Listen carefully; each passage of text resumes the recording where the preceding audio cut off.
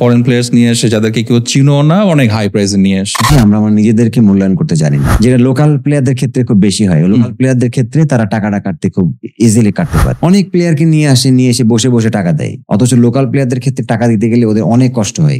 তারপরে যদি আসি আমরা তখন প্রিমিয়ার লিগের টিম গুলাকে আমরা বলতে পারি বিপিএল টা ডেফিনেটলি এটা একটা আমি বলবো যে মানির খেলা। আমাদের ভিতরে এখন ডোমেস্টিক খেলা কোথায় হয় বা কার সাথে খেলছে এই জিনিসটা জানে না মানুষ, ভুলে গেছে। মাঠ থেকে বিদায় নেওয়ার বিষয়টা দেখেন, এটা আমি বলবো যে শুধু যে ক্রিকেট বোর্ডের দোষ দিব সেটা না, নিজেদেরও দোষ আছে। তা আমাদের যে কয়েকটা ইস্যু চলছে এটার মধ্যে একটা ইস্যু হলো যে সাকিব তামিম দ্বন্দ্ব। এখানে যাচ্ছে যে ফিতা কাটতেছে, ওর ফোকাস নাই। কিন্তু ভাই একটা মানুষ এত বছর ধরে এক জায়গাতে থাকা, নাম্বার 1 অলরাউন্ডার ছিল, এটা সম্ভব না। একটা ছেলের ক্যারিয়ার বিল্ড আপ করতে গিয়ে 5টা ছেলের ক্যারিয়ার নষ্ট করতেছে। এটা বাংলাদেশ ক্রিকেটের জন্য ভালো না। বাংলাদেশ ক্রিকেট বোর্ডের অনেক যোগ্য জায়গায় অনেক অযোগ্য লোক বসে আছে। Yes or no? ইয়েস।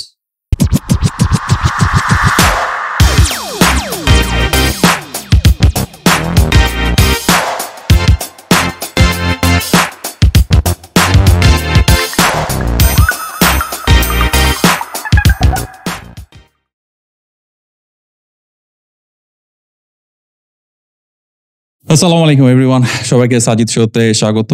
আজকে আমার লাইফের প্রথম পডকাস্ট, অ্যাকচুয়ালি বলতে পারেন লাইফের প্রফেশনালি ক্যামেরার সামনে দাঁড়ানো এটাই আমার প্রথমবার। এর আগে কখনো আমি প্রফেশনালি কাজ করি নাই। সো যদি আমার পডকাস্ট বা আমার কনভারসেশনে যদি কোনো ভুল ভ্রান্তি হয়, ক্ষমা সুন্দর দৃষ্টি দেখবেন।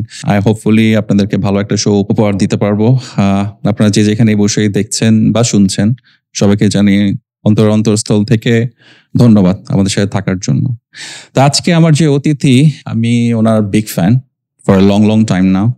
আমি ওনার খেলা দেখে আমার অনেক টাইম স্পেন্ড করেছি, স্পেশালি আমার ইউনিভার্সিটি লাইফে। যখন আমি সিডনিতে থাকতাম, আমি আমার ফ্রেন্ডরা মিলে রাত জেগে ওনার খেলা দেখতাম। তো সেই ব্যক্তির সাথে আমার পরিচয় কিভাবে একটু আপনাদেরকে বলতে চাই। সেই ব্যক্তির সাথে পরিচয় আমার বেশি দিন না, কয়েক মাস হলো মাত্র। এক ফ্রেন্ডের থ্রুতে পরিচয়। উনি আমাকে বলেছে তুমি কি ওনাকে নিয়ে যেতে পারবা এয়ারপোর্ট থেকে? তখন আমি বলেছি হ্যাঁ, সমস্যা নেই, ডেফিনেটলি, বিকজ আমার সবচেয়ে most favourite person in Bangladesh cricket team. I was very excited and I picked it up from the airport and eventually we become very good friend. সে আমার জন্য খুবই পছন্দের একজন ব্যক্তি। সে আমার জন্য, যাকে দেখে ক্রিকেটের প্রেমে আমি পেয়েছি অনেক আনন্দ। স্টুডেন্ট অবস্থায় রাত জেগে দেখতাম তার পেটানো। তোমাকে আবার ন্যাশনাল টিমে দেখতে চাই, কারণ তুমি আমাদের অহংকার। বাংলাদেশের গর্ব তুমি, ব্যাটিংয়ে তুমি দুর্বার। যে করে ক্রিকেট মাঠের রুল এবং সব ভালো বিষয়ে করে। Yes yes yes is none other than our favorite cricketer, the best opener in Bangladesh cricket team and one of the fittest cricketer in Bangladesh cricket team, Mr. Imrul Qais. Imrul ভাই, আসসালামু আলাইকুম, কেমন আছেন? ওয়ালাইকুম আসসালাম। আপনি কেমন আছেন? এই তো ভাইয়া ভালো। How is everything? How is life? Yes, everything is good, alhamdulillah. আলহামদুলিল্লাহ। অনেক ব্যস্ত টাইম কাটাচ্ছেন ডেফিনেটলি। হ্যাঁ, একটু ব্যস্ততা আছে, কারণ আমাদের জানেন আমরা ডোমেস্টিক ক্রিকেট খেলছি বাংলাদেশে, প্রিমিয়ার ডিভিশন ক্রিকেট, ওইটা নিয়ে একটু বিজি আছি। জি ডিপিএল চলছে। ডিপিএল চলছে। কালকে নাকি one of the big match of yours? হ্যাঁ, Abahani Mohammedan. what a big match. আমার এখনো মনে পড়ে ছোটবেলায় যখন আমরা আবাহনী মোহামেডানের খেলা শুনতাম, তখন তো দেখার খুব বেশি অপরচুনিটি ছিল না। রেডিওতে যখন শুনতাম, wow, that was like one of a hell of a thing. আমরা শুনে এত বেশি আনন্দ পেতাম। আকরাম ভাই ছিল, সুজন ভাই ছিল, বুলবুল ভাই, that was a great time we spent together. আচ্ছা, আজকে আমাদের পডকাস্টে মেইন উদ্দেশ্য হলো আপনাকে আরো ইনডেপথ জানা। অনেকে আপনাকে ইনডেপথ জানে না। সো মেইনলি আমার পডকাস্টের থিম বা ইন্টেনশনটা হলো আপনাকে আরো যাতে আমরা গভীরভাবে জানতে পারি। তো আপনি আপনার ফ্যামিলি সম্বন্ধে একটু কিছু বলবেন আমাদেরকে? ফ্যামিলি বলতে হচ্ছে, দেখেন আমার বেড়ে ওঠা তো মেহেরপুর থেকে। আমার জন্ম মেহেরপুরে একটা গ্রামে, উজুলপুর গ্রামে। ওখান থেকে আমি ক্রিকেট খেলা শুরু করি। আমরা জয়েন্ট ফ্যামিলিতে বড় হয়েছি সবাই একসাথে। আমার বাবা মারা গেছেন আর কোভিডের আগে, কোভিড স্টার্ট হয়েছিল ওই সময়। আমার এক ভাই এক বোন। আমার মা এখন স্টিল বেঁচে আছে, আমার মা আমার সাথে থাকেন। আর আমার ওয়াইফ, আমি, আমার একটা বাচ্চা আছে, ছেলে। সো এই নিয়ে আর কি আছি আমরা। বাবুর সাথে পরিচয় হয়েছে, জানেন আমার ছেলে। We had a very good time. Spent very good time together. যে কিছুদিন আগেই তো আমাদের ঈদ গেল। আপনার ঈদ কেমন গিয়েছে? আপনি মেহেরপুরে করেছেন ঈদ? হ্যাঁ, আমি মেহেরপুরে গেছিলাম। নরমালি আমি প্রত্যেকটা ঈদই মেহেরপুরে করার চেষ্টা করি। কারণ এটা আমি মনে করি আমার লাইফে একটা বেস্ট অকেশন হয়। কারণ আমরা যত স্কুল ফ্রেন্ড থাকি আমরা সবাই এক জায়গায় হই ওই সময়। এবং আমরা একটা ক্রিকেট টুর্নামেন্টের অর্গানাইজ করে যে ব্যাচ ওয়াইজ। তো আমাদের ব্যাচের আমার যারা ফ্রেন্ড আছে তারা সবাই এর পার্টিসিপেট করে। ভালো টুর্নামেন্ট হয় টেপ টেনিসে, সেটা আমি খেলি এবং আমার এই খেলার জন্যই আমার অনেক এক্সাইটমেন্ট থাকে। এবং আমি এই একটা টুর্নামেন্ট যে আমি নিজে চাঁদা দিয়ে খেলি এখানে, তো এটা আমার জন্য আরো বেশি এক্সাইটমেন্ট থাকে। তো আমার মনে হয় যে এই খুব ভেরি গুড ফান হয় এখানে। আচ্ছা আচ্ছা ভাইয়া, এই ডিপিএল এর যে সিজন চলছে আপনি তো প্রিটি মাচ সবগুলো ম্যাচ খেলেছেন because you are the captain of Mohammad cricket team. So how was everything, like how was the team? So I got to know from the stats that Abahoni won the title. They won 14 out of 14 and you are guys in the second spot. You guys won 11 out of 14. So what went wrong? Like why you couldn't make it to the first? দেখুন, আলহামদুলিল্লাহ আমার কাছে মনে হয় যে as a team হিসাবে মোহামেডান এবছর যথেষ্ট ভালো ক্রিকেট খেলেছে। আমরা গত বছর আমাদের এবারের থেকে অনেক বেটার টিম ছিল, বাট লাস্ট ইয়ার আমরা পারফর্ম করতে পারি নাই। তো ওইভাবে ওই দিক থেকে চিন্তা করলে যে বছরে বাজেট এবং এভরিথিং যদি আপনি দেখেন, আমার মনে হয় যে মোহামেডান এবছর অনেক অনেক বেটার রেজাল্ট করেছে। কারণ আমরা টিম যখন সিজন স্টার্ট হয় তখন কি এক্সপেক্ট করে না যে মোহামেডান টিম রানার্স আপ হবে, কারণ আমাদের থেকে অনেক হাই বাজেটের টিম আছে এবং অনেক কোয়ালিটিফুল অন্য টিমে প্লেয়ার আছে। বাট আমার মনে হয় যে সোফার যদি দেখি আমাদের মোহামেডান এবছর অনেক ভালো রেজাল্ট করেছে। আপনি কি মনে করেন যে আবাহনী মোহামেডানের যে জৌলুসটা ছিল 90s এটা এখন মিসিং? ডেফিনেটলি এটা অনেক মিসিং। কারণ কি? আমার মনে আছে 2009 এর দিকে আমি যখন আবাহনীতে খেলি, আবাহনী মোহামেডানে যখন খেলা হতো তখন দর্শকদের একটা প্রেসার থাকতো এবং দর্শকদের দুই টিমের ভিতরে যে একটা মানে কম্পিটিশন থাকতো, দূরত্ব থাকতো এবং অফিসিয়ালদের ভিতরেও। এই জিনিসটা এখন আর নাই। এখন মনে হয় যে খুব বেশি আমরা মানে কেন, মানে ওরা কি মনে করে যে ইন্টারন্যাশনালি আমরা বেশি ফোকাস করব, লোকালি কেয়ার করার দরকার নেই? দেখুন, এখানে যে বিষয়টা হচ্ছে যে আবাহনী এখন যে টিমটা তৈরি করে এটা মানে অন্যান্য টিমের থেকে বাজেটের দিক থেকে অনেক বেশি, ফাইন্যান্সিয়ালি তারা স্ট্রং। মোহামেডান এই দিক থেকে হয়তো বা একটু পিছায় আছে, কারণ মোহামেডান অনেক হয়তো বা অফিসিয়ালের দিক থেকে হয়তো বা প্রপারলি গোছাতে পারে না, এই টিমটা গোছালো না, এই দিক থেকে মোহামেডান চেয়ে গেছে। এবং ওভারঅল যদি দেখেন যে মানে মোহামেডান ফুটবলে কিন্তু খুব ভালো করছে, হকিতে ভালো করছে, বাট অনেক ক্রিকেটে কিছু আমার মনে হয় যে প্ল্যানিং এর কারণে মোহামেডান পিছাই গেছে। নাহলে ওভারঅল আমি মনে করি যে যদি প্রপার ভাবে প্ল্যান করা হয়, যেমন লাস্ট ইয়ারের থেকে এবছর ভালো রেজাল্ট, বিকজ আমি 1 বছর ধরে আমরা প্ল্যান করেছি যে এই টিমটাকে আমরা খেলাবো। আমার মনে হয় যে ওই হিসাব করলে আমরা আমার রেজাল্টটা পেয়ে গেছি।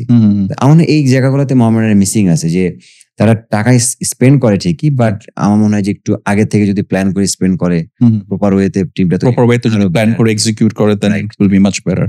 আচ্ছা আচ্ছা ভাই, আপনার ক্রিকেট ক্যারিয়ার সম্বন্ধে কিছু কথা আমরা শোনাতে চাই আমাদের দর্শকদেরকে। তো আপনার ক্রিকেট ক্যারিয়ার যে স্টার্টটা আপনি কিভাবে স্টার্ট হলো, কত বছর বয়সে আপনি ক্রিকেট খেলা শুরু করেছেন? ক্রিকেটটা তো আসলে দেখেন আমার মানে ব্লাডের সাথে কানেক্টেড হয়ে গেছে। এমন হচ্ছে যে আমার বাবা খুব ক্রিকেট লাভার ছিলেন। আমার মনে আছে যে আমি তখন ছোট, বাবা ওই আমার এলাকাতে টেলিভিশন তখন ছিল না। আমার বাবা তখন উনি নিজে ওই এলাকায় একটা মানে কালার টেলিভিশন নিয়ে আসছে কিনে, এবং ওর সাথে ডিশ কেবল উনি নিজে ওটা নিয়ে আসছে 90s-এ। তো ওই টাইমে কিন্তু শুধু খেলা দেখার জন্য, এবং তার আগে কিন্তু আমার বাবা শুধু দেখতাম যে রেডিওতে শুনতো খেলা, ইমরান খান বা গাভাস্কারদের খেলা, কপিল দেবের খেলা শুনতো।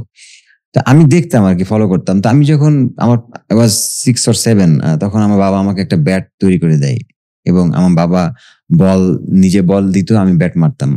এখান থেকে শুরু করে 6-7 বছর বয়স থেকে মোটামুটি ক্রিকেটের প্রতি আপনার ঝোঁকটা, এটা আমার ছেলে মানে ক্রিকেট এখন স্টাইল বোঝে না, বাট আমি ওই সময় থেকে আমার বাবা কিন্তু আমার ভিতরে ওই জিনিসটা, বাট আপনিও ক্রিকেটটা পছন্দ করেছেন বলেই পছন্দ করেছি, রাইট? জি জি জি, ওটা ক্যারি ফরওয়ার্ড করেছেন। বাবা আমাকে ক্রিকেটের জন্য কখনোই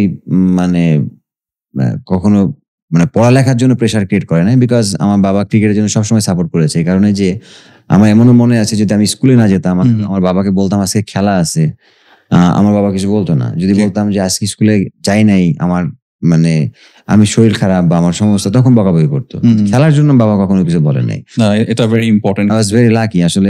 ওই দিক থেকে আমি বলবো যে আমি অনেক অনেক ভাগ্যবান ছিলাম, যে না হলে আমি হয়তো এত দূর আসা সম্ভব হতো না। বাবা ফ্যামিলি সাপোর্ট ইজ আমি আস্তে আস্তে যখন এসএসসি আমি এক্সাম শেষ করলাম, আমি এসএসসি তে পাস করার পরে আমার তার আগে একটা টুর্নামেন্ট খেলতে গেছিলাম আমি। আমার মনে আছে যে রাজশাহী টিম আসছিল আমাদের পাশের ডিস্ট্রিক্টে খেলতে। তো আমার ডিস্ট্রিক্ট আমাকে, তখন আমি খুব ভালো খেলি আমার ডিস্ট্রিক্টে, নর্মালি ঘরোয়া ভাবে। তো আমার ডিস্ট্রিক্টে এক বড় ভাই আমাকে, তখন আপনার বয়স কেমন ছিল? আমি জাস্ট 9 কি 10 পড়ি, ক্লাস 10 পড়ি। আচ্ছা আচ্ছা। তো আমি এলাকায় তখন আপনার প্রথম ক্রিকেট বলে হাতে করি। তার আগে স্কুল ক্রিকেট খেলতাম, বাট ওইভাবে না। আমি পাড়ার রাবার, টেপ টেনিস বা এগুলোতে খুব ভালো প্লেয়ার ছিলাম। তো যখন মেহেরপুর জেলার একটা টিম প্রতিনিধিত্ব করতে যাচ্ছে, ওই জায়গা থেকে আমাকে অফার করা হয়েছে যে তুমি খেলতে যাবে। আমি যে কোথায়? করে কুষ্টিয়াতে, পাশের ডিস্ট্রিক্ট। তো বলে যে কাদের সাথে খেলা? আমি জানি না। বলে যে রাজশাহী টিম, খালেদ মাসুদ পাইলট আছে। আমি ভেরি এক্সাইটেড যে খালেদ মাসুদ পাইলট তখন ন্যাশনাল হিরো, মানে ওনার সাথে খেলবো, এটা তো এক্সাইটমেন্টের ব্যাপার। তা আমি বাসায় বলছি, আমার বাবা বলছে হ্যাঁ যাও, কোনো সমস্যা নাই। গেছি, ওখানে খেলতে গেছি। তো ওই ম্যাচে আমি খুব ভালো ক্রিকেট খেলি। আমি প্রবলি 40 কি সামথিং রান করেছিলাম, অনেক বড় বড় 6 মারছি। তখন আমি খুব ছোট। তো আমার খেলা দেখে অপোনেন্ট টিম যে কোচ, এবং উনি নিজেও প্লেয়ার ছিল, জামিলুর রহমান সাদ ভাই, উনি আমার ফার্স্ট কোচ আমার ক্যারিয়ারে। তো উনি আমাকে বলে যে তুমি একটু প্র্যাকটিস করো ক্রিকেট, তুমি ভালো প্লেয়ার হবা। আমি এই কথাটা আমার ভিতরে মানে টাচ করে, যে এই কথাটা যে আমি প্র্যাকটিস প্লেয়ার হইতে পারবো। ওটা আপনাকে তার আগে যখন 89 পড়ি, তখন বাবা অনেকবার চেষ্টা করছে বিকেএসপি তে ভর্তি করার জন্য, বাট সামহাও হয় নাই। উনি কি ডিভিশনাল কোচ ছিল? উনি রাজশাহীতে আসলে যত প্লেয়ার তৈরি করার কারিগর আমি মনে করি। যত বড় বড় প্লেয়ার রাজশাহী থেকে তৈরি হয়েছে ওনার হাত দিয়ে, মানে উনি বস আমার চোখে দেখা। তো জামিলুর রহমান সাদ, আমরা সাদ ভাই বলে ডাকতাম। তা আমি একদিন আমি বা আমার বাবা রাজশাহীতে গেলাম, আমার বাবা ওখানে নিয়ে গেল। নিয়ে যাওয়ার পর ওনাকে আমার পরিচয় দিলাম, উনি আমাকে চিনেছে। বলছে হ্যাঁ আমি তোমার সাথে তো খেললাম ওখানেই। তা আমি 1 বছর পরে আমি গেছি। তো আমার বাবা ওনাকে বললো যে আঙ্কেল আপনি আমার ছেলেটাকে একটু দেখেন, আপনার কাছে রেখে যাচ্ছি, প্র্যাকটিস করেন। আমি প্র্যাকটিস শুরু করলাম। আমি আমার ফ্যামিলি কিন্তু একটাই ছেলে, আমার চাচাদের সবার কিন্তু মেয়ে। আমি ফ্যামিলি থেকে আমার একমাত্র ছেলে, আমি বের হয়ে যাচ্ছি, বাসার থেকে চলে আসি। সবাই কিন্তু খুব ছিল স্যাড। আপনি মেহেরপুর থেকে গিয়ে রাজশাহীতে হয়ে গেছেন? ওখানে কলেজে ভর্তি করেছেন?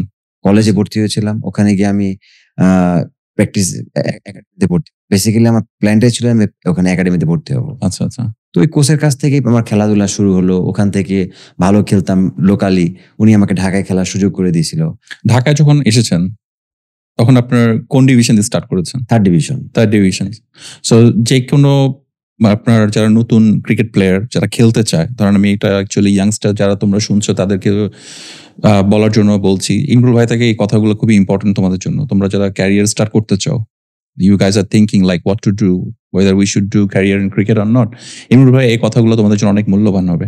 ভাইয়া ধরেন একটা ছেলে, একটা 11 বছর বা 12 বছরের ছেলে যে ক্রিকেটকে অ্যাজ এ প্রফেশন হিসেবে নিতে চাচ্ছে, তাদের প্রথম স্টেপটা কি হওয়া উচিত? আমার মনে হয় তাদের ফার্স্ট স্টেপটা মাইন্ডসেট করা উচিত, যে আমি আমার কেরিয়ারটা কিভাবে বিল্ড আপ করবো। আইদার ক্রিকেটার হব, না আমি ভালো স্টুডেন্ট আমি এটা দিয়ে করব, না আমি বিজনেসম্যান হব, বিজনেস করে আমার লাইফটা আমি করবো।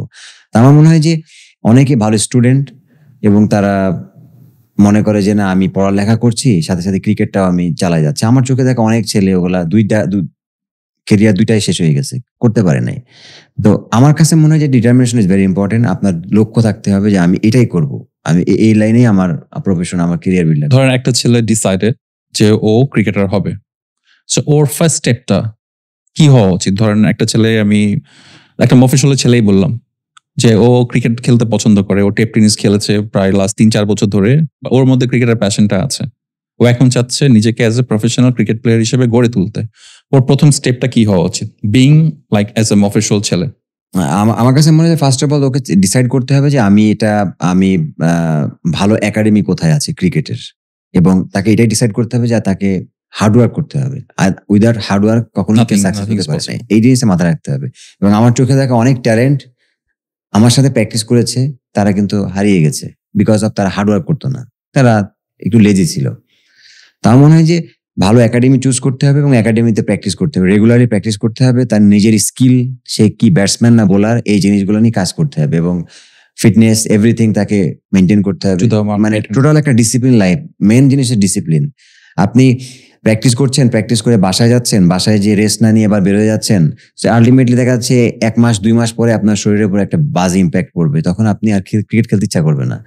ডেফিনেটলি আপনার বডিটাকে রেস্ট দিতে হবে। বাট প্রথম স্টেপটা কি থার্ড ডিভিশন দিয়ে শুরু করতে হয়? না, নট নেসেসারি থার্ড ডিভিশন থেকে শুরু করাটা তো এটা হচ্ছে পরের স্টেপ। এটা আপনাকে একাডেমি থেকে শুরু করতে, একাডেমি থেকে ভালো ক্রিকেট খেলতে থাকলে তখন হয়তোবা ওখান থেকে কেউ যদি কোনো না কোনো এক্সট্রা খেলতে থাকে, ব্যাটিং করতে থাকে, হয়তো ওখান থেকে সে সেকেন্ড ডিভিশনে খেলতে পারে, ফার্স্ট ডিভিশনে খেলতে পারে, not necessary third division. But start from third division, এটা ইম্পর্টেন্ট, কারণ আস্তে আস্তে গেলে ওর নামাটাও আস্তে আস্তে হয়। আপনি যখন অনেক প্লেয়ার দেখেছি যে একাডেমি লেভেল থেকে ফার্স্ট ডিভিশন বা প্রিমিয়ার লিগে চান্স পেয়েছে, একটা দুইটা ম্যাচ খুব ভালো খেলছে, তারপরে কিন্তু আর পারে নাই। আসলে বেসিক যদি স্ট্রং না হয়, সো বেসিক স্ট্রং করতে হবে। আমার মনে হয় যে আস্তে আস্তে ধৈর্য রাখতে হবে, পেশেন্ট রাখতে হবে, যে না আমি আস্তে আস্তে উঠবো, আমার ক্যারিয়ারটা আমি লং করবো। তো যারা এই প্রসেসে গেছে তারা তাদের ক্যারিয়ারটা বিল্ড আপ করতে পারে। না, ভেরি ইম্পর্টেন্ট। এইটা তোমাদের জন্য খুবই ইম্পর্টেন্ট একটা পরামর্শ ভাইয়া দিয়েছে, যে তাড়াহুড়া করার কিছু নেই, আস্তে আস্তে সময় আছে। তোমরা তো এখনো নবীন, তোমাদের হাতে তো সময় আছে। তোমাদের প্ল্যানটা খুব ভালো করতে হবে, যে ঠিক আছে আমি ক্রিকেটার হব তো হব, বাট তোমাদের যে স্টেপ বাই স্টেপ যে তোমরা উপরে উঠবা, এটা তোমরা ফোকাস করবা। তোমরা একাডেমিতে চাপা, ক্রিকেট ভালো করে শিখবা, দেখা যাবে ওখান থেকে কোনো না কোনো কোচের আন্ডারে তোমরা অনেক ভালো খেলছো, কেউ না কেউ এসে তোমাদেরকে বলবে যে ঠিক আছে তোমার খেলা আমার পছন্দ, আসো আমার টিমে খেলো। That will be your stepping stone to get into the like division level, তাই না? আচ্ছা ভাইয়া, আপনি তো বাংলাদেশের অনেকগুলা গ্রেটেস্ট নক খেলছেন। আমার দেখা আপনার কিছু ইনিংস আমার মনের মধ্যে এখনো দাগ কেটেছে। তো আপনার খেলা টেস্টের সবচেয়ে বেস্ট ইনিংস কোনটা? টেস্টে ডেফিনেটলি 150 যেটা করেছিলাম আমি খুলনাতে, আমি আর তামিম 312 রানের একটা পার্টনারশিপ করেছিলাম। আমার মনে হয় যে এটা বাংলাদেশ হিস্ট্রিতে এখন পর্যন্ত বেস্ট টেস্ট ম্যাচ হয়েছে, কারণ ওইটা আমাদের একদম হারা টেস্ট ম্যাচ ছিল। ডেফিনেটলি আমরা ওই টেস্ট ম্যাচ লুজ করতাম, ওখান থেকে আমরা মানে খুব ডমিনেট করে আমরা কামব্যাক করেছি এবং তাদেরকে লিড দিয়েছিলাম, এবং ওই টেস্ট ম্যাচটা ড্র হয়েছিল। কোন ডেতে ছিল ওটা? Like fourth day, fifth day, or like first ডেতে? আমরা ফার্স্ট ডে থেকে ব্যাক করেছিলাম, ফার্স্ট ডে থেকে। এবং ওরা, আমার মনে আছে যে so they batted first. They batted first. Okay. They scored probably almost 600. আমরা ফার্স্ট ইনিংসে 300 কি 200 সামথিং আমরা অল আউট হয়ে যাই। তারপর আমরা ফলো অনে পড়ি, আমরা আবার ব্যাটিং করতে নামি। আমরা ওদের রানটা কাভার করার পরে আমরা অলমোস্ট প্রায় 250-300 রানে আমরা টার্গেট দিই, সেটা ডে 5 এ হয়ে যায়। এবং লাস্ট সেশনে আপনি 250 রান টার্গেট দেওয়া, দ্যাট মিনস খেলা ড্র। তো এটা আমাদের ফলো অনে পড়ে আমরা যে খেলাটা ড্র করেছি, এটা আমার কাছে মনে হয় যে বাংলাদেশের best test match, one of the best I would say. আর ওডিআইতে আপনার সবচেয়ে বেস্ট ইনিংস কোনটা? ওডিআইতে আমি অনেকগুলো ভালো ইনিংস খেলেছি, বাট তারপরে আমার কাছে মনে হয় যে সোফার আমার স্যাটিসফ্যাকশন, আমি 2018-এ বাংলাদেশ এশিয়া কাপ যখন খেলতে গেল দুবাইয়ে, আমি সাডেনলি কল পেলাম এশিয়া কাপ খেলার জন্য। I was not ready that time. Suddenly ওয়ার্ডটা থেকে একটা কথা আমার মনে হলো, আপনি ভাইয়া, আপনাকে তো আমি ফলো করি অনেক আগে থেকে, আপনি একটা ইন্টারভিউ তারপরে বলেছেন যে আপনার ব্যাগ অলওয়েজ রেডি থাকে, যে কোনো মুহূর্তে আপনাকে কল দেওয়া হতে পারে। আমার মনে হচ্ছে প্লেজার বাংলাদেশের জন্য খেলাটা ব্যাগ রেডি থাকে, just is like a fun. এই ধরনের টকিং গুলো আসলে ফান। হ্যাঁ, আমি বলেছি যে ব্যাগ রেডি থাকে, বাট ইন্টারন্যাশনাল প্লেয়ারদের ক্ষেত্রে হয় কি, একটা ডোমেস্টিক ব্যাগ থাকে, একটা ইন্টারন্যাশনাল। আমি রাখি, আমি যেমন ইন্টারন্যাশনাল যে খেলাটা খেলতাম, ওরা আলাদা একটা ব্যাগ আমার থাকতো, যে না ওইটার সাথে আমি এটাকে করবো না, বলছি যে। বাট আমার কাছে মনে হয় যে বাংলাদেশের হয়ে জার্সি গায়ে দিয়ে বাংলাদেশকে নেতৃত্ব দেয়, এটার মতো আনন্দের কিছু। ডেফিনেটলি এটা হয়তোবা ইমোশনে অনেক কথা আমরা বলেছি, বাট দ্যাট মিনস এই না যে আমি এটা আমার এর থেকে রাগের থেকে না। এটা অবশ্যই আমি মনে করি যে ওই আফগানিস্তানের সাথে যে 78 রানে যে আমি ইনিংসটা খেলেছিলাম, এটা আমি মনে করি যে আমার ওয়ান ডে ক্যারিয়ারের বেস্ট ইনিংস, কারণ আমার ইনিংসের উপর ডিপেন্ড করে বাংলাদেশ এশিয়া কাপ ফাইনাল খেলেছিল। ওই টাইমে বাংলাদেশের ব্যাটসম্যানরা স্ট্রাগল করছিল, আমাকে যেহেতু বাংলাদেশের আমাদের মাননীয় বোর্ড প্রেসিডেন্ট আমাকে কল করে নিয়ে গেছিল। আমার কাছে মনে হয় যে আমি সেই বিশ্বাস, সেই আস্থার প্রতিদানটা দিতে পেরেছিলাম, আমার এই জন্য আমার কাছে নিজের কাছে ভালো লেগেছে। না, খুবই ভালো, খুবই ভালো। আপনি তো অনেকের সাথে ওপেন করেছেন, আপনার তামিমের সাথে ওপেনিং পার্টনারশিপ সবচেয়ে বেশি সময় ধরে আমরা দেখেছি। আপনি কার সাথে বেশি কমফোর্টেবল ওপেন করতে? আমি তামিমের সাথে যতদিন ন্যাশনাল টিমে করেছি ডেফিনেটলি আমি স্টার্টিং এ একটু হয়তো বা ওর সাথে আমার আন্ডারস্ট্যান্ডিং এর সমস্যা হতো, বাট যখন আমরা রেগুলারলি ওপেন করা শুরু করলাম আমার মনে হয় যে ওর সাথে আমার আন্ডারস্ট্যান্ডিং খুব ভালো হতো, কারণ আমি বুঝতাম যে তামিম কখন এগ্রেসিভ, আবার তামিমও বুঝতো যে আমি কখন এগ্রেসিভ মানে মুডে আছি। আপনারা কি ডিসাইড করে নিতেন আচ্ছা তুমি এখন খেলো অ্যাটাকিং, আমি একটু স্লো খেলবো, এভাবে করে?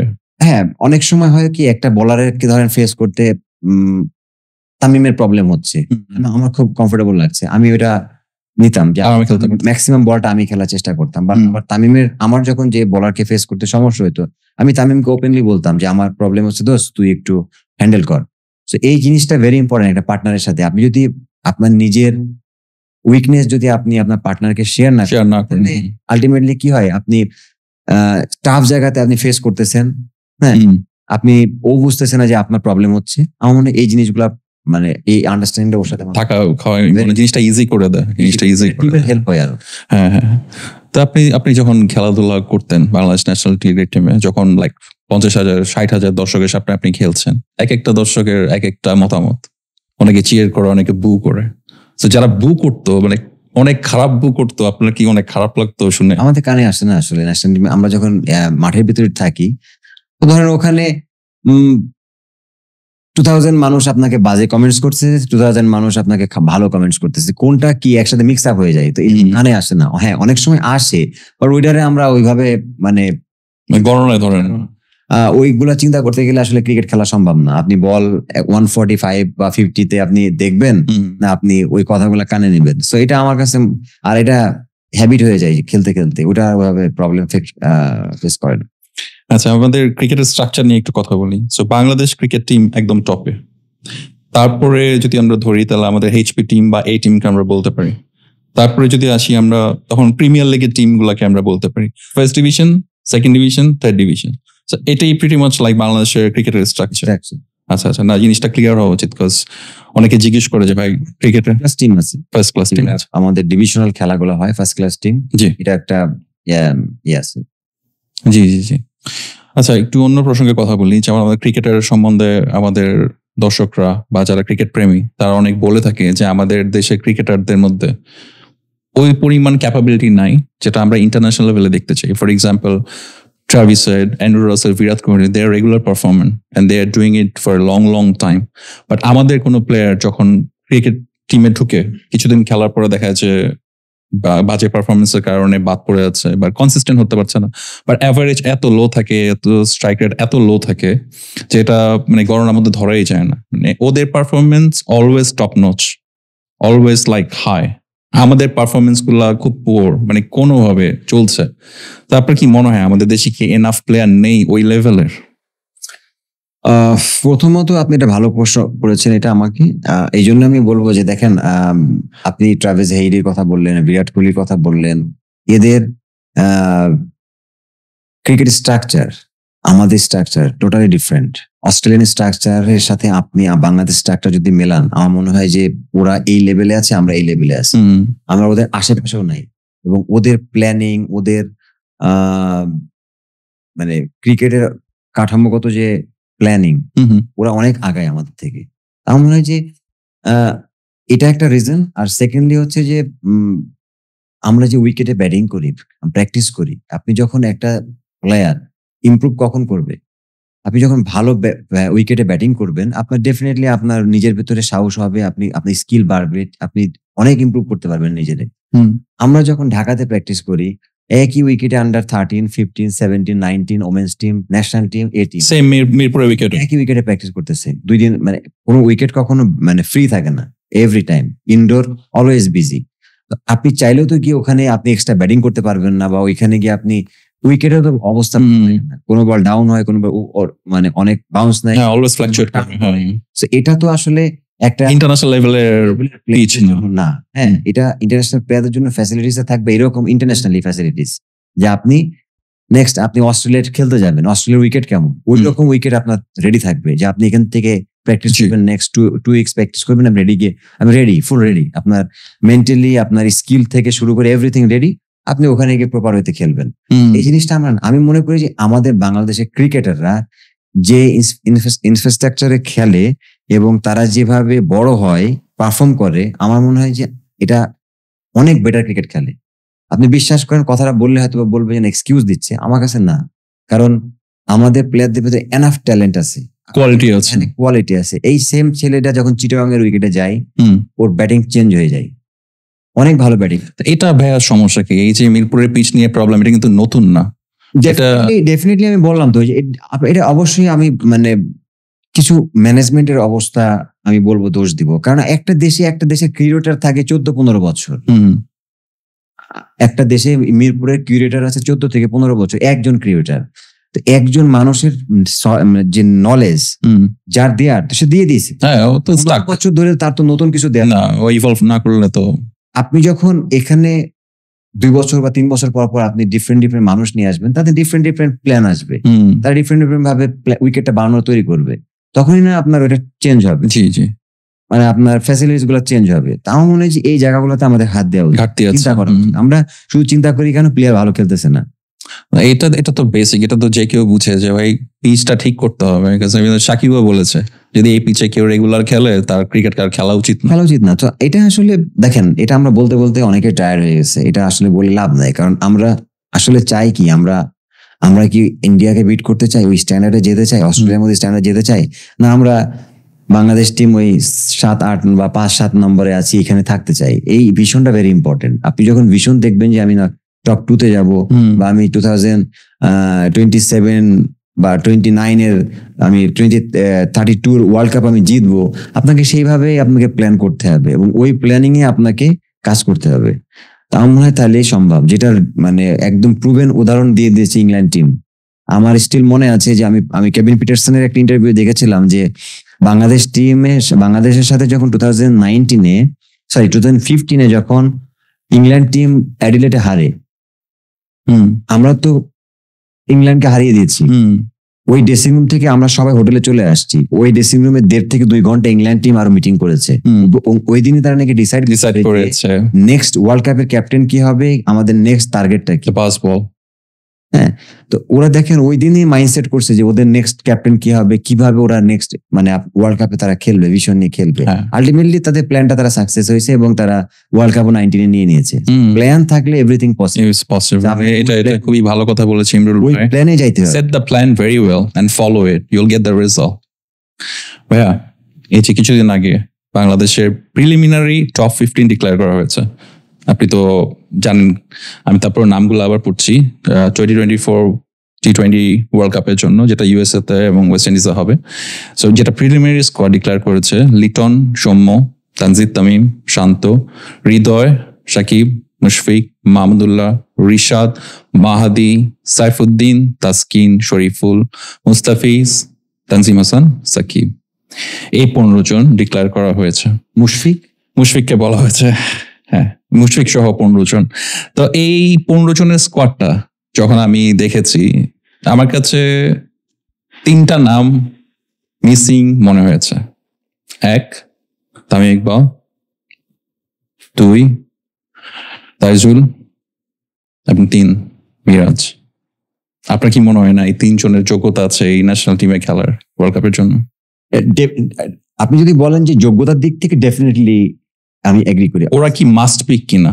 না, অবশ্যই পিক, বাট এটাও চিন্তা করতে হবে যে তামিম ইকবাল T20 খেলতে চায় কিনা।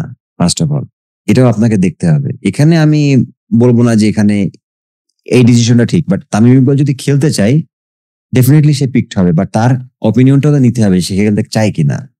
আপনি আরেকটা নাম যেটা বললেন যে মুশফিক রোহিত, আমি নট শিওর যে না মুশফিকের নাম আছে, মুশফিকের নাম আছে। আরেকটা যেটা নাম বললাম, আমি তাইজুলের নাম বলেছি, মিরাজের নাম বলেছি, যে ওদের দুজনকে পিক করেনি। বাট করেনি কেন? বিকজ মিরাজ বাই ফার বাংলাদেশের one of the best allrounder. ঠিক আছে, সাকিব আল হাসানের মানে কেউ যদি দেখি তার লেগেসিটাকে ক্যারি ফরওয়ার্ড করবে, Miraz will be the best. এটা আমি না, এভরিওয়ান সেজ দ্য সেম। এখানে আমরা মিরাজকে অপরচুনিটি দিচ্ছি না। Taijul one of the best spinner, আমরা দেখেছি লাস্ট বিপিএল ও কি পারফরমেন্স করেছে। তো এই 3 জন প্লেয়ার কি ইভেন প্রিলিমিনারি টিমে না রাখা, আপনার কাছে মনে হয় না they should be in the team? কারণ অবভিয়াসলি আসলে দেখেন এখানে মানে যে জিনিসটা হয় কি, আমাদের দেশের কিছু মানে রীতি আছে যে মানে রীতিনীতি আছে যেটা হচ্ছে যে একটা ছেলে যখন টেস্টে ভালো খেলে তখন মনে করে যে না ও টেস্টের জন্য পারফেক্ট, ও যে টি-20 তে যেমন মমিনুল সারা জীবন টেস্ট প্লেয়ার হিসেবে ওকে আমরা স্বীকৃতি দিয়ে দিয়েছি। মমিনুল যে ওয়ানডে ভালো খেলতে পারে এটা আমরা কখনো চিন্তাও করিনি, হয়তো একটা বা দুইটা সুযোগ দিয়ে তাকে আমরা বন্ধ করে দিই। তো ও মমিনুলের ক্যালিবারটা তো দেখানোর জায়গা নাই, কিভাবে দেখাবে? কিভাবে দেখাবে? একটা ছেলে সারা জীবন ধরে শুধু টেস্টই খেলবে, এটা ভাই এটা আমি জানি না এটা কেন এই ক্রিকেট বোর্ড এই ডিসিশন নিয়েছে। মিরাজের কথা বললেন, তাইজুলের কথা বলেন, আমি ডেফিনেটলি আমি মনে করি যে মিরাজ বাংলাদেশের এখন সব ফরম্যাটে অটো চয়েস হওয়া উচিত, মাস্ট। কারণ এই একটা ছেলে যে আপনি ব্যাটে নাই বলে পারফর্ম করে, আর কিন্তু ফিল্ডিং আপনার ওকে আপনি যেখানে দিবেন খেলবে, ওপেন থেকে শুরু করে everywhere. He is a full package, আপনি তাকে ওইভাবে ইউজ করতে পারেন। তো আমি জানি না হয়তো বা ম্যানেজমেন্টের কি প্ল্যান বা কোচদের কি প্ল্যান তারা, বাট আমি মনে করি যে আপনি যদি নেক্সট আর একটা সাকিব আল হাসান তৈরি করতে চান তো আপনাকে এইভাবে তাকে ধরতে হবে। আপনি যদি তাকে দুই ফরম্যাটে খেলান, এক ফরম্যাটে না খেলান, তাহলে সে তো ওই জায়গায় যেতে পারবে না। আচ্ছা ভাই, একটু নিউট্রিশনাল ফুড ভ্যালু সম্বন্ধে একটু আলাপ করি। যে আপনারা তো ক্রিকেটার মানুষ, আপনাদের ডায়েট চার্ট, খাবারের তালিকা পুরোপুরি আলাদা। তো একটা ছেলে, একটা ইয়াংস্টার যে ক্রিকেটকে অ্যাজ এ প্যাশন হিসেবে নিয়ে ফিউচারে ক্রিকেটার হতে চাচ্ছে, তো তাদের কি রকম ফুড রুটিন চার্ট বা নিউট্রিশন ভ্যালু ফলো করা উচিত? দেখুন, আমরা যখন স্টার্ট করেছি খেলা, আমরা আসলে এই নিউট্রিশনের বিষয়গুলো নিয়ে এত কনসার্ন ছিলাম না, কারণ আমাদের মানে বয়সও ছিল এই সময় কম, আমরা যা পাতাম তাই খাইতাম, মানে ভাত ডাল সবকিছুই, আমরা মাংস খাইতাম। বাট আমার কাছে মনে হয় ভেরি ইম্পর্টেন্ট থিং হচ্ছে নিউট্রিশনটা হচ্ছে, আপনি যদি লং টাইম খেলতে চান, আপনি প্রপার আপনার পারফরমেন্স আপনি ভালো করতে চান, ডেফিনেটলি আপনাকে এটা, আমরা আসলে জানতাম না, এখন জানি বাংলাদেশ টিমে অনেকে এখন অনেক অ্যাওয়ারনেস হয়েছে এটা নিয়ে। তো আমার মনে হয় যে দেখেন, এটা নতুন ছেলের জন্য যখন ক্রিকেট স্টার্ট করে একটা অনেক দেখা যাচ্ছে মধ্যবিত্ত ছেলের ফ্যামিলির থেকে এই হাই কোয়ালিটি ডায়েট মেনটেন করা সম্ভব না। আমার কাছে মনে হয় যে নর্মাল ভাবে সিম্পলি আপনি যদি নিজেকে ফিট রাখতে চান, আমার মনে হয় যে ভাতের জায়গায় আপনি যদি লাল রুটি খান, এটা অনেক হেলদি, আপনাকে হেল্প করবে। ভেজিটেবল খাবেন, প্রোটিন মাছ মাংস খাবেন, আমার মনে হয় ভাতটা অ্যাভয়েড করা ভালো, অয়েলি ফুডটা অ্যাভয়েড করা ভালো। এটা তাহলে আপনি ফিটনেসটা ভালো থাকবে, আপনি নিজেরও ফিট রাখতে পারবেন। আমার মনে হয় যে এই জিনিসগুলো ইম্পর্টেন্ট। ফ্রুটস তো আমাদের দেশি যেগুলো নর্মাল ফ্রুটস থাকে, লোকাল ফ্রুটস, আমরা তো এগুলোতে আর আমরা এনি টাইম পাই, এগুলো যদি আমরা খাই আমার মনে হয় যে good enough. So basically just খাওয়ার আগে একটু আমাদেরকে চিন্তা করে খেতে হবে, রাইট? তাই অয়েলি ফুড, অয়েলি ফুডটা অ্যাভয়েড করা উচিত। অয়েলি ফুডটা অ্যাভয়েড করা আসলেই উচিত। আচ্ছা, একটু অন্য প্রসঙ্গে আসি। আমাদের কোচ বলতে আমি যেটা বলতে চাচ্ছি ফরেন কোচ, যে বাংলাদেশ টিমে অলওয়েজ একটা কনসেপ্ট আছে যে কোচ হওয়া মানে হলো ফরেন কোচ, লোকাল কোচের দিকে কোনো ইন্টারেস্টই নাই। তা আমার কথা হলো লাইক আমাদের লোকাল কোচের মধ্যে কি ওই অ্যাবিলিটি নাই যে ফরেন কোচের চেয়ে বেটার ক্যাপাবিলিটিস ওরা রাখে, পজেস করে? কোচের যে বিষয়টা হচ্ছে কি, মানে আমরা দিন শেষে বাঙালি, তো আমরা বাঙালি মানুষকে হয়তো বা ওইভাবে মূল্যায়ন করি না বা করতে চাই না। আর সব থেকে বড় জিনিস হচ্ছে যে হ্যাঁ, এখানে দুইটা প্রবলেম আছে। এখন একটা প্রবলেম হচ্ছে যে আপনি যদি ফরেন কোচ না নেন, তাহলে হয়তোবা ইন্টারন্যাশনালি আপনার টিমের যে ভ্যালু, ইন্টারন্যাশনালি যে ব্র্যান্ড ভ্যালু, হয়তোবা আপনি মনে করবেন, অনেকে মনে করে যে এটা আমরা পাই না বাংলাদেশ টিমের কোচ। এটা আমাদের thinking, but which is not right. India করছে, পাকিস্তান করছে, সব লোকাল কোচ। বাট আমার মনে হয় যে এট দ্য সেম টাইম আমাদের দেশে যে ওইরকম হাই প্রোফাইল কোচ আছে আসলে ন্যাশনাল টিম চালানোর মতো, এটাও আমি বলবো যে হাতে গোনা হয়তো একজন বা দুইজন আছে, বাট সবাই নাই। এই কারণে নাই। ভালো কোচ হইলেই যে আপনি তার পার্সোনালিটি বলেন, তার গার্ডস ফিলিং যেটা থাকে বলে গার্ডস থাকা, ওই জিনিসটা আমি অনেকেই দেখি না। হয়তো হাতে গোনা আছে, কয়েকজন আছে, হয়তো ওই মানুষগুলোর সাথে হয়তোবা সামহাও কোনোভাবে আমরা তাদের কাজে লাগাতে পারি না, তারাও লাগতে চায় না, যার জন্য হয়তো বা হয় না। বাট আমাদের কোচের মধ্যে, লোকাল কোচের মধ্যে অ্যাবিলিটিস আছে, ডেফিনেটলি আছে, অনেকেরই আছে। যেমন আমরা বিপিএল তো দেখলাম যে Salahuddin sir, not only Salahuddin sir, আসলে দেখেন না, আপনি এক বিপিএল দিয়ে জাজ করে সবকিছু সম্ভব না। আপনি যে বিপিএল দিয়ে জাজ করে যে আপনি একটা মানুষকে অনেক বড় মানুষ মনে করবেন না। বিপিএল ডেফিনেটলি এটা একটা আমি বলবো যে মানির খেলা। এখানে যে যত বেশি স্পেন্ড করতে পারে সে তত বেশি তার টিম স্ট্রং করতে পারে। It's more about like a team branding. Definitely team branding. আমার মনে হয় যে বিপিএল এর সাকসেস দিয়ে একজন যে কোনো যাকে আপনি অনেক বড় হাইলাইট করবেন, এটা ঠিক না। হাইলাইট করার জন্য হচ্ছে যে আপনি দেখেন বাংলাদেশে যে কোন কোচটা তার হাত দিয়ে কতটা প্লেয়ার তৈরি হয়েছে এবং ওই প্লেয়ার কোন মানুষটার হাত দিয়ে বাংলাদেশ টিমের উপকার হয়েছে এবং কত পার্সেন্টেজ অফ প্লেয়ার বাংলাদেশ টিমকে রিপ্রেজেন্ট করছে। আপনি ওই মানুষটাকে খুঁজবেন, যে মানুষটা রুট লেভেল থেকে প্লেয়ারটারে নিয়ে এসে আজকে ন্যাশনাল টিমে খেলাচ্ছে, ইনি হচ্ছে কোচ। এনার কাছে গেলে মানুষ হচ্ছে হেল্প পায়। আপনি মানে রেডি প্রোডাক্টকে আপনি যদি হাতে নিয়ে আপনি বলেন যে এটা আমার প্রোডাক্ট, আমি এরে বানাইছি, এই দিক থেকে হিসাব করলে আপনি হাতে গোনা হয়তো একজন বা দুইজন কোচ আছে, আমি মনে করি না যে সবাই আছে। আমাদের মাইন্ডসেটটাও ভাইয়া কেমন জানি, আমি এই জিনিসটা কেন বলছি ভাইয়া, এই বিপিএল এ যখনই অকশন আসে আমি দেখি আমাদের লোকাল প্লেয়ার্সরা ইন্টারন্যাশনাল প্লেয়ারদের তুলনায় অলওয়েজ কম টাকা পেয়ে থাকে, যেখানে আমাদের ইন্টারন্যাশনাল অনেক রেকগনাইজ প্লেয়ার আছে যারা ওয়ার্ল্ড ক্লাস, বাট আপনার অনেক দেখা যাচ্ছে ফরেন প্লেয়ার্স নিয়ে এসে যাদেরকে কেউ চিনো না, অনেক হাই প্রাইসে নিয়ে আসে। বাট কেন আমাদের এত মানে ফরেন প্লেয়ারদের প্রতি এত আসক্তি বা ওদেরকে এত টাকা দিয়ে আনার জন্য আমাদের যে এত ইন্টারেস্ট, এত আমরা উদ্গ্রীব থাকি? আমাদের প্রবলেম হচ্ছে কি আমরা নিজেদেরকে মূল্যায়ন করতে জানি না। আমরা যতদিন পর্যন্ত এটা না করতে পারবো ততদিন পর্যন্ত আসলে আমরা এখানে থেকে যাব। কারণ আপনি দেখেন যে আমি একটা টিমে 7 বছর খেললাম একটা ফ্র্যাঞ্চাইজিতে, অনেক প্লেয়ারকে নিয়ে এসে বসে বসে টাকা দেয়, অথচ লোকাল প্লেয়ারদের ক্ষেত্রে টাকা দিতে গেলে ওদের অনেক কষ্ট হয়। আচ্ছা ভাই, সিস্টেমটা কি? ধরেন আমি একজন ফরেন প্লেয়ারকে নিয়ে আসলাম বিপিএল এর জন্য, ঠিক আছে? ধরেন আপনাদের তো রিজার্ভ বেঞ্চ অনেক বসে থাকে, everyone is not getting the game. ওরা যদি পার্টিসিপেট করে they will get money, definitely get money, even like ওরা যদি নাও খেলে না, আপনাকে তো কন্ট্যাক্ট করে নিয়ে আসে যে আপনি এই ম্যাচের এতগুলো ম্যাচের জন্য খেলবেন। আচ্ছা, আপনি 5 ম্যাচ খেলবেন বা 7 ম্যাচ খেলবেন বা 3 ম্যাচ খেলবেন, তো ম্যাচ ওয়াইজ টাকা। সাপোজ আপনাকে কন্ট্যাক্ট করলে আপনাকে 3 ম্যাচ খেলাবো, পার ম্যাচ $10,000 দিব। ম্যাচ খেলাচ্ছেন না, দিস ইজ আপনার ব্যাপার। আমি তো খেলা, ও তো রেডি আছে, আমি আমার টাইম এখানে স্পেন্ড করতেছি, আমাকে টাকা দিতেই হবে। এখন বিষয় হচ্ছে যে মানে যদি কোচ বা ম্যানেজমেন্ট না খেলায় সেটা তো তার ব্যাপার, সে খেলবে পারফর্ম করবে কি না করবে এটা পরের ব্যাপার, বাট তাকে টাকা দিতে হবে। অনেক আমি যখন শুনি ধরেন একটা ফরেন প্লেয়ারকে আপনার 500K দিয়ে কিনে নিয়ে আসলো, 500K নিয়ে ওর সাথে একটা চুক্তি হয়েছে 10 ম্যাচের জন্য 500K।